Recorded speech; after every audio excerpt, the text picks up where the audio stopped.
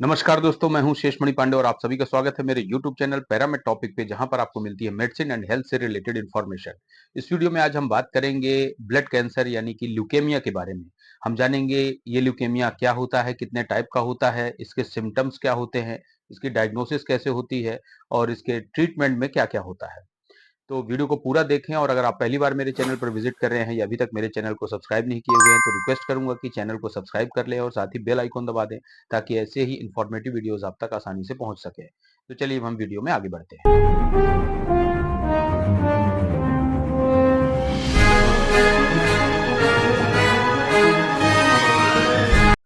तो blood cancer जिसे हम ल्यूकेमिया के बारे में जानते हैं, ये दो वर्ड से मिलकर बना है, ल्यूकोसाइट प्लस एमिया, यानी कि व्हाइट ब्लड सेल्स। एमिया मतलब ब्लड में जब व्हाइट ब्लड सेल्स जिसे हम ल्यूकोसाइट्स कहते हैं, जब इनकी मात्रा असामान्य रूप से बढ़ जाती है, तब इस कंडीशन को हम ल्यूकेमिया कहते हैं। तो ये जो व्हाइट ब्लड सेल्स होती हैं, इनकी नॉर्मल रेंज क्या होती है हमारी बॉडी में? एक हेल्दी जो पर्सन होता है उसके ब्लड में कितनी नॉर्मल रेंज होती है उसके बारे में जान लेते हैं। तो एक स्वस्थ मनुष्य के शरीर में जो ल्यूकोसाइट्स की संख्या होती है, वो लगभग 4000 से लेकर 11000 माइक्रोलीटर तक होती है। लेकिन जब ल्यूकेमिया का केस आता है, तब इनकी संख्या 1 लाख से लेकर 4 लाख तक पहुंच जाती है। ल्यूकेमिया के केस में सिर्फ आपके डब्ल्यूबीसी नहीं बढ़ते हैं, बल्कि ये हमारे आरबीसी और प्लेटलेट्स को भी अफेक्ट करता है, जिसमें कि प्लेटलेट्स का काउंट भी डाउन होने लगता है।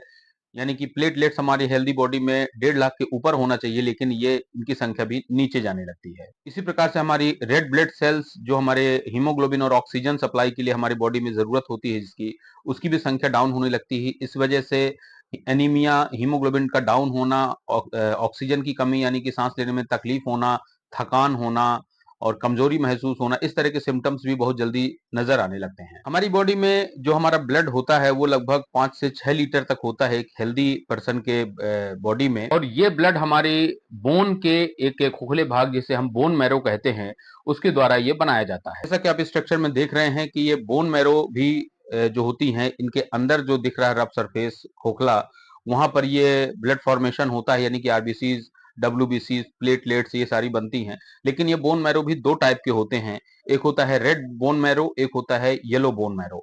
तो इन दोनों में क्या क्या होता है? तो रेड बोन मैरो में जो प्रोडक्शन होता है वो आरबीसी का, डब्ल्यूबीसी का और प्लेटलेट्स का होता है, जो कि स्टेम सेल्स द्वारा ये प्रोड्यूस की जाती हैं। येलो बोन मैरो में मीसेनकाइमल स्टेम सेल्स होती हैं जो हमारी बॉडी के लिए कार्टिलेज, बोन सेल्स और फैट जैसे चीजों का ये निर्माण करती हैं। तो हमने देखा कि हमारे बोन मैरो द्वारा आरबीसी, डब्ल्यूबीसी और प्लेटलेट्स का निर्माण होता है, जिसमें कि सबसे ज्यादा आरबीसी यानी कि लगभग 99% आरबीसी होती हैं, 0.2% डब्ल्यूबीसी होती है और 0.8% प्लेटलेट्स होती हैं।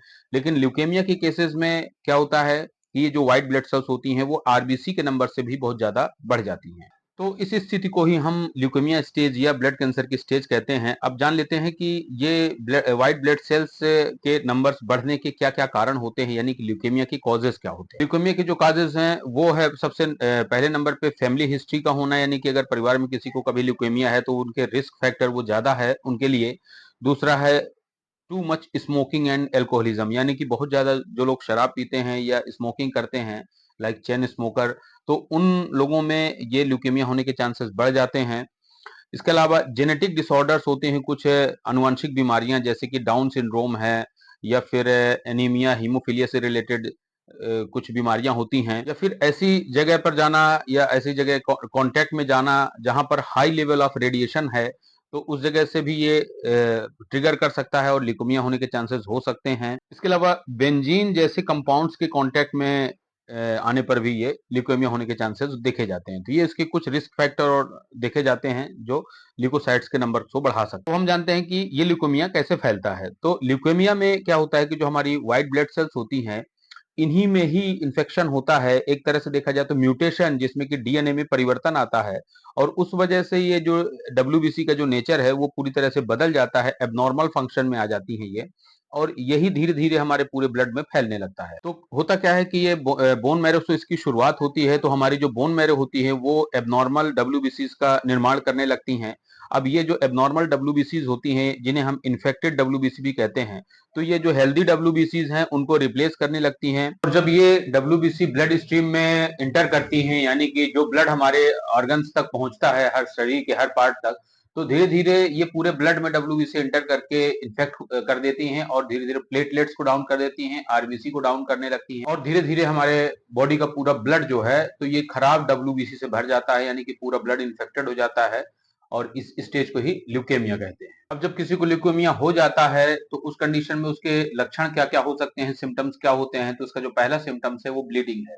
यानी कि अगर किसी कारण किसी वजह से कुछ कट लग जाता है, चोट लग जाती है और ब्लीडिंग स्टार्ट हो जाती है, तो ये ज़्यादा खून बहने की संभावना दिखती है और इसमें ब्लड क्लॉटिंग होने के चांसेस बहुत कम हो जाते हैं, क्योंकि ऑलरेडी ये प्लेटलेट को डैमेज कर चुकी होती है, प्लेटलेट के नंबर्स को डाउन कर देती है, इस वजह से खून का थक्का थोड़ा मुश्किल से बनता है। इसका दूसरा सिम्पटम्स है फ्रीक्वेंट इन्फेक्शन। अब क्योंकि जो डब्ल्यूबीसी हमारी होती हैं, वो हमारे बॉडी सेल्स के लिए एक तरह से बॉडीगार्ड की तरह होती हैं, हमारी सिपाही की तरह होती हैं और ल्यूकेमिया की कंडीशन में ये डब्ल्यूबीसी इन्फेक्टेड रहती है, नॉर्मल फंक्शन में आ जाती हैं। इस वजह से ये इन्फेक्शन से लड़ने में हमारी मदद नहीं कर पाती हैं और छोटा-मोटा इन्फेक्शन भी बहुत जल्दी अटैक हमारी बॉडी को कर देता है। इस वजह से ओवरऑल देखा जाए तो ये हमारी बॉडी की इम्यून सिस्टम को भी अफेक्ट करती है, हमारी इम्यूनिटी को कमजोर कर देती है और लोगों को बार-बार इन्फेक्शन होता है। इसका अगला लक्षण है ब्रीदिंग प्रॉब्लम, हीमोग्लोबिन डाउन होना यानी कि खून की कमी, एनीमिया होना, क्योंकि ये प्लेटलेट्स को डाउन करती है। धीरे-धीरे क्या होता है, आरबीसी भी डाउन होता है, जिसकी वजह से बॉडी में हीमोग्लोबिन का लेवल डाउन होता है और ये हीमोग्लोबिन जो होता है, यही हमारी ऑक्सी हीमोग्लोबिन बना के हमारी ब्लड में आरबीसी जो होती है और रिस्पॉन्सिबल होती है ऑक्सीजन को कैरी करने के लिए और हीमोग्लोबिन के कम हो जाने की वजह से जो ऑक्सीजन की सफिशिएंसी है, वो डाउन होने लगती है और प्रॉपर ऑक्सीजन ना मिल पाने की वजह से हमारी बॉडी में थकान, कमजोरी और एनीमिया जैसी कंडीशन डेवलप होने लगती है। तो इस प्रकार से ये बहुत ज्यादा वीकनेस पैदा करने लगती है धीरे-धीरे चल के और व्यक्ति को चलने-फिरने में, जोड़ों में दर्द महसूस होना, फीवर जैसा बना रहना, वेट लॉस होना, भूख न लगना और डाइजेशन में अफेक्ट होना, ये सारे कॉम्प्लिकेशन भी स्टार्ट होने लगते हैं और शरीर में खून की कमी होने के कारण जो है तो शरीर का स्किन का जो कलर है वो भी पीला पड़ने लगता है। अब हम बात करते हैं कि ये ल्यूकेमिया के टाइप कितने होते हैं, तो इसके मुख्य 4 प्रकार होते हैं, जिसमें कि acute lymphoblastic leukaemia, acute myelogenous leukaemia, chronic lymphoblastic leukaemia और क्रॉनिक माइलोजेनस ल्यूकेमिया। तो ये 4 टाइप होते हैं ल्यूकेमिया के, तो हम एक-एक करके देखते हैं। एक्यूट लिम्फोब्लास्टिक ल्यूकेमिया में क्या होता है कि ये रेयर कंडीशन होती है जो ज्यादातर बच्चों को प्रभावित करती है और एडल्ट एज के जो ओल्ड एडल्ट एज की जो लोग होते हैं, स्पेशली 55 ईयर्स के एज के बाद ये लोगों को प्रभावित कर सकती है। इसमें बच्चे 2 से 5 साल की उम्र में सबसे ज्यादा अफेक्टेड होते हैं। ये लिम्फोब्लास्टिक में क्या होता है, लिम्फोब्लास्ट यानी कि ल्यूकेमिया की कंडीशन में क्या होता है कि जो हमारी डब्ल्यूबीसीज होती हैं, वो जब परिपक्व होती है यानी कि मेच्योर होती हैं, तो इमेच्योर कंडीशन में उसको लिम्फोब्लास्ट बोलते हैं।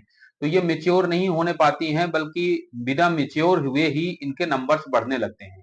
तो इस प्रकार के जो टाइप के जो ल्यूकेमिया होता है, लिम्फोब्लास्ट ल्यूकेमिया, तो इसमें मेच्योर नहीं हो पाती हैं डब्ल्यूबीसीज और उनके नंबर बढ़ जाते हैं और धीरे-धीरे ये इन्फेक्शन बहुत तेजी से फैलता है। ये एक्यूट लिम्फोब्लास्टिक जो ल्यूकेमिया होता है, यह 2 टाइप की सेल्स को अफेक्ट करता है, एक बी सेल्स को और एक टी सेल्स को। बी सेल्स जो होती हैं, वो रिस्पॉन्सिबल होती हैं बॉडी के अंदर एंटीबॉडी बनाने के लिए। जो भी बी सेल्स होती हैं, वो एंटीबॉडी बनाती हैं जो इन्फेक्शन से लड़ने में मदद करती हैं और टी सेल्स जो होती हैं, इन्फेक्शन के दौरान जो हमारे इम्यून सिस्टम को एक्टिव करके ये इन्हें नष्ट करने के लिए, यानी कि जो वायरस, बैक्टीरिया हैं, जो भी पैथोजेंस है, उनको नष्ट करने में ये टी सेल्स को रोल होता है। इस प्रकार से ये 2 प्रकार की सेल्स को अफेक्ट करती है, बी सेल्स और टी सेल्स को। दूसरा है एक्यूट माइलोजेनस ल्यूकेमिया। ये सबसे ज्यादा मोस्ट कॉमनली देखा जाता है और ये सबसे ज्यादा एडल्ट में देखा जाता है, जो कि 45 ईयर्स की एज में ये पाया जाता है। बच्चों में इसके चांसेस कम होते हैं। के केस लगभग साल भर में 18,000 से ज्यादा पाए जाते हैं। इसे एक्यूट माइलोब्लास्टिक ल्यूकेमिया भी कहा जाता है। अब जो इसका अगला है क्रॉनिक लिम्फोब्लास्टिक ल्यूकेमिया, तो ये भी रेयर होता है, लेकिन ये 55 साल की उम्र के ज्यादा के लोगों में ज्यादातर देखा जाता है और ये भी लिम्फॉइड सेल्स को अफेक्ट करता है। और इसका एक आखिरी जो प्रकार है वो है क्रॉनिक माइलोजेनस ल्यूकेमिया। ये बहुत ही रेयर होता है और माइलॉइड सेल्स को अफेक्ट करता है, लेकिन इसके चांसेस बहुत रेयर होते हैं। तो यहाँ तक हमने देख लिया कि ल्यूकेमिया क्या होता है, इसके सिम्टम्स क्या होते हैं, इसके फैक्टर्स क्या होते हैं, रिस्क फैक्टर्स कितने टाइप का होता है।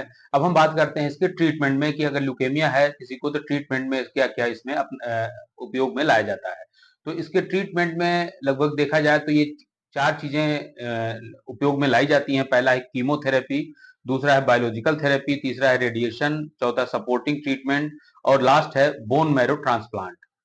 तो हम शुरुआत करते हैं कीमोथेरेपी से। तो कीमोथेरेपी बेसिकली कैंसरस सेल्स को डिस्ट्रॉय करने के लिए उपयोग में लाया जाता है। ल्यूकेमिया के केस में जो टारगेटेड डब्ल्यूबीसीज होती हैं, जिनकी ग्रोथ को बढ़ने से रोकना है, उन्हें टारगेट किया जाता है। कीमोथेरेपी में कुछ एक से ज्यादा ड्रग्स का इंजेक्ट किया जाता है वेन्स के थ्रू, और ये स्पेशली साइटोटॉक्सिक होती हैं, यानी कि उन टारगेटेड सेल्स को नष्ट करती हैं जिनसे रिस्क है इन्फेक्शन बढ़ने का, जो ज्यादा मात्रा में बढ़ती जा रही हैं, और जो सेल्स जो है तो हानिकारक है बॉडी के लिए, उनको ये पूरी तरह से नष्ट करने में कामयाब होती है। कीमोथेरेपी में कुछ साइड इफेक्ट्स देखे जाते हैं, जैसे कि बालों का झड़ना, इसके अलावा गले और मुंह में दर्द होना, सेक्सुअल ऑर्गन्स में भी इसका इफेक्ट देखा जाता है। और ये जो साइड इफेक्ट्स होते हैं, ये ट्रीटमेंट के दौरान देखे जाते हैं। ट्रीटमेंट खत्म होने के बाद ये इनके जो साइड इफेक्ट्स हैं वो धीरे धीरे कम होने लगते हैं। नेक्स्ट है वो है बायोलॉजिकल थेरेपी। बायोलॉजिकल थेरेपी जिसे हम इम्यूनोथेरेपी भी कहते हैं, इसमें ल्यूकेमिया के मरीज को इम्यूनिटी बढ़ाकर इन्फेक्शन से लड़ने के लिए तैयार किया जाता है, जिसमें काफी चीजें शामिल होती हैं, जैसे कि मोनोक्लोनल एंटीबॉडी, फिर है CAR-T इम्यूनोथेरेपी, इंटरफेरॉन। तो ये चीजें इसमें शामिल होती हैं। इसके बाद है रेडियोथेरेपी। रेडियोथेरेपी में हाई एनर्जी बीम को इंक्लूड किया जाता है, और स्पेशली पर्टिकुलर एक्सरे या हाई एनर्जी बीम को उपयोग करके पेशेंट को एक टेबल पे लेटा के पर्टिकुलर उस एरिया के टारगेटेड सेल्स को डिस्ट्रॉय करने के लिए इसका उपयोग किया जाता है। अगला है supportive therapy. Supportive therapy treatment के दौरान होने वाले कॉम्प्लिकेशन को रिड्यूस करने के लिए उपयोग में लाया जाता है, जिसमें कि एंटीबायोटिक्स, एंटीवायरल, एंटीफंगल जैसी मेडिसिन को इंक्लूड किया जाता है। इसके अलावा growth factor, blood transfusion, intravenous immunoglobulin, platelet और CNS प्रोफाइलेक्सिस ट्रीटमेंट भी इसमें शामिल होते हैं। और इसका एक आखिरी जो होता है ट्रीटमेंट, वो है बोन मैरो ट्रांसप्लांट, जिसमें कि एक हेल्दी पर्सन्स के स्टेम सेल्स को लिया जाता है और इन्फेक्टेड स्टेम सेल से इसे रिप्लेस किया जाता है। तो ये थी सारी जानकारी ल्यूकेमिया के बारे में। तो उम्मीद करता हूँ कि वीडियो आपको पसंद आएगा, और ऐसे ही मेडिसिन एंड हेल्थ से रिलेटेड वीडियोस के लिए आप हमारे चैनल को सब्सक्राइब करें और साथ ही बेल आइकन दबा दें। तो मिलते हैं नेक्स्ट वीडियो में। Thank you so much for watching.